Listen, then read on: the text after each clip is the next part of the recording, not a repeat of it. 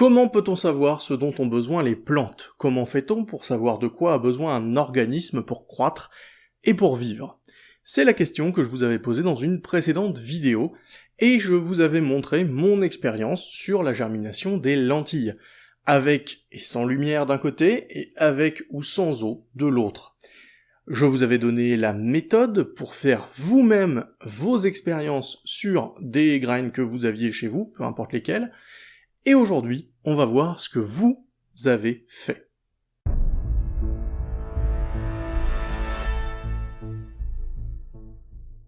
Alors, beaucoup d'entre vous déjà ont décidé de refaire la même expérience que moi, avec donc la lumière et l'eau, et avec des graines de lentilles. On est quasiment tous tombés sur le même résultat. Eh bien, grâce à tous ces résultats, nous sommes d'accord. Pour germer, la lentille, elle a besoin d'eau, mais pas de lumière. En science, c'est ce qu'on appelle un consensus. Quand une expérience est refaite dans plein de laboratoires différents, dans les mêmes conditions à chaque fois, et que un résultat en ressort, alors en ressort toujours ou quasiment toujours, on considère que ce résultat est validé scientifiquement. Ça veut dire que mon expérience à moi, mon expérience seule, elle ne permet pas de conclure. Il faut qu'elle soit reproduite et que le résultat soit obtenu à d'autres endroits. Certains élèves n'ont pas testé que les lentilles. On a eu plein d'autres végétaux. Et certains élèves n'ont pas testé la lumière et l'eau comme paramètres, mais plein d'autres choses.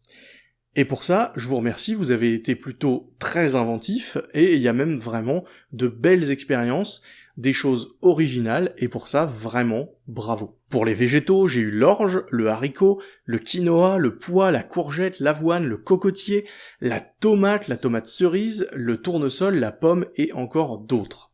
Et donc, pour l'eau, toutes les graines en ont besoin pour germer.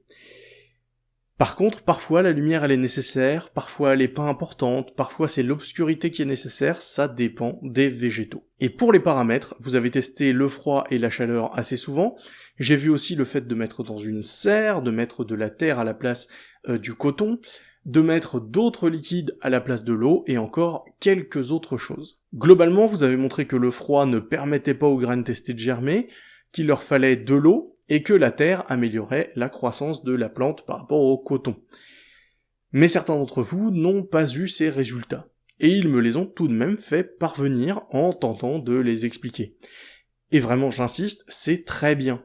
En science, on a besoin de résultats négatifs, c'est ce qui nous permet de creuser certaines questions plutôt que d'autres. Certains d'entre vous n'ont pas obtenu de germination, et c'est un résultat tout aussi valable que celui des autres. En tout cas, merci vraiment pour toutes vos participations, c'était vraiment à la fois sérieux et intéressant, c'était pertinent, vous avez fait vos hypothèses, vous les avez testées, vous avez répondu aux questions que vous vous êtes posées grâce à vos expériences, et tous ensemble, on a fait de la science.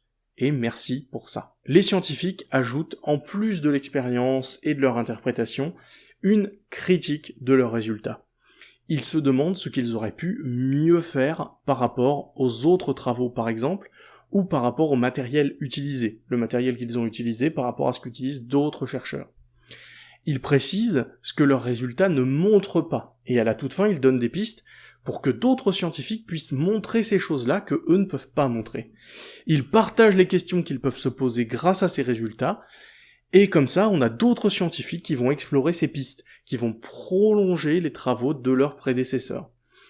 J'espère en tout cas que toutes ces expériences que vous avez réalisées vous ont mieux fait comprendre comment fonctionne la science. Je vous remercie encore une fois de votre sérieux dans ce travail. Au revoir et à très bientôt.